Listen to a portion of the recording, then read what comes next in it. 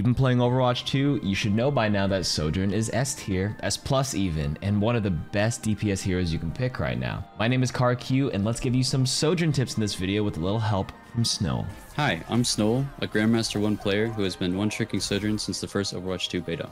We're going to be giving you 3 tips, or maybe some more, with every single ability, beginning with the Railgun and its settings. Sojourn's Railgun can feel a bit awkward for new players, so I recommend switching the primary and secondary fire buttons by going to Options, Controls, Change Hero, Sojourn, scroll down to Primary and Secondary Fire and reverse them. You should do this on console too. Now, it'll feel more natural firing projectiles with your right click and firing the hitscan railgun with your left. Now let's talk about the Railgun SMG and recoil control.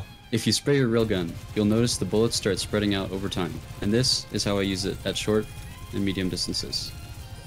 However, the first 9 bullets have 100% accuracy with no spread at all.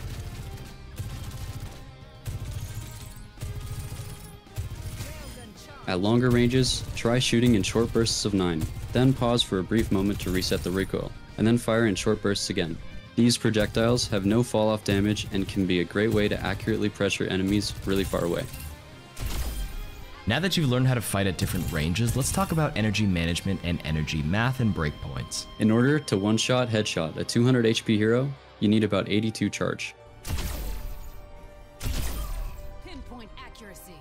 In a strict 1v1 duel, you only need to hit enough shots for 50 energy before the rail headshot will finish the kill. Enemy down. That being said, you can start the duel with the Disruptor shot because it deals damage and slows them, making it easier to hit your projectiles and your rail. You can instantly delete enemies with this combo, and you don't need to use as much energy since the orb does so much damage. And for the last Railgun tip, we're going to go into energy decay. You gain 5 energy for a body shot, 10 for a headshot, 3.5 on armor, and 1 off anything that can give you a hit marker. That includes barriers, walls, traps. You get the idea. Bob is the only exception where you can gain normal charge because he kinda counts as a 6th player who can be nanoed and bubbled. But the most important tip here is to use these player-made objects to your advantage by maintaining your rail charge. Your energy decays after approximately 8 seconds, so if you're holding high charge and haven't found someone to rail in that time, shoot anything you can see, like these Hammond mines, to refresh the decay timer. Let's move on to the Disruptor shot, and it's important to understand some of the characteristics first. This ability has a max distance of 30 meters before it explodes, and cannot deal damage behind walls or objects. The center of the orb has to have direct line of sight of the target. The tip here is to learn some max range Disruptor shot angles that can explode over targets that would otherwise be unreachable. Here's some examples to help you out. This one is for Ilios Lighthouse, Ilios Ruins,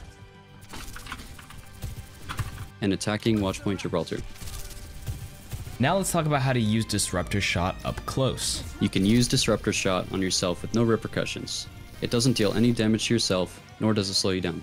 Use it to help you escape from diving heroes like Genji blading, or when Winston jumps on you. They're forced to take all that damage, and with the slow, it can sometimes turn the fight back in your favor.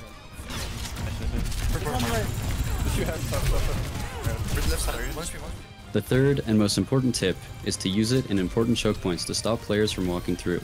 Treat it like a Mei wall, where the tank may walk through it, but the supports will be punished if they do as well. Now let's move on to Sojourn's movement ability, the Power Slide.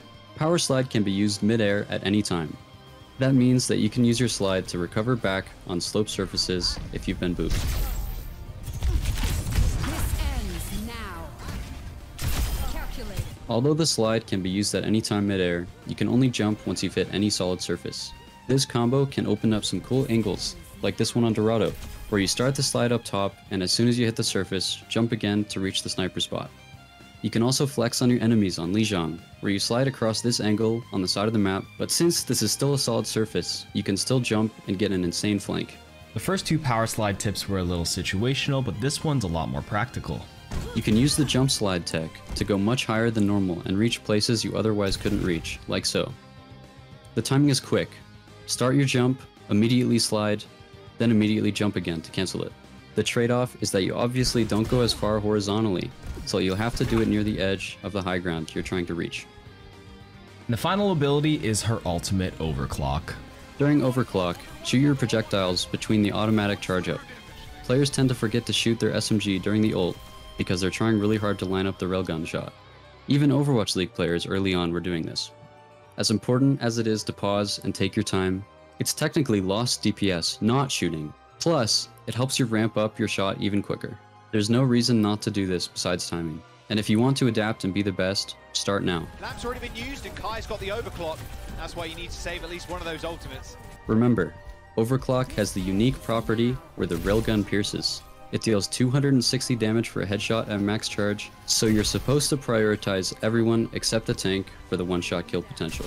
You can use this piercing knowledge to your advantage and continue to align the headshot despite tanks trying to get in your face, like this diva.